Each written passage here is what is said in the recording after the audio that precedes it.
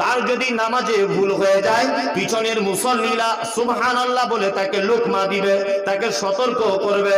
কিন্তু একজন মহিলা ইমামের যদি নামাজ যদি ভুল হয়ে যায় তাহলে করবেটা কি না, একজন মহিলা মুসল্লি সে তার উরুতে এইভাবে হাত দিয়ে মারবে।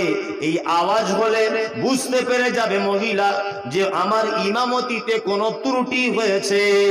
তাহলে দুটো একটু ডিফারেন্স হলো, পুরুষ আর নারীর নামাজ একটু ডিফারেন্স হলো না? চলুন আর একটা ডিফারেন্স একটুখানি বলে দিই। সেটা হচ্ছে এই যে পুরুষ মানুষ যখন নামাজে দাঁড়াবে তখন তাকে কি করতে হবে না, গাঁটের উপরে কাপড় এমনিতেই সবসময়তেই গাঁটের উপরে থাকতে হবে, তাই তো? আর মহিলা যদি হয় ওকে একটু নিচে নামিয়ে দিতে হবে। তবে আমাদের শাড়ি পরে যে সমস্ত মেয়েরা নামাজ পড়ে এতে অনেক ওলামাদের আপত্তি রয়েছে। শাড়ি পরে নামাজ পড়ে এটা হারাম আমি বলছি না, না যায় যে আমি ফতোয়া দিচ্ছি না।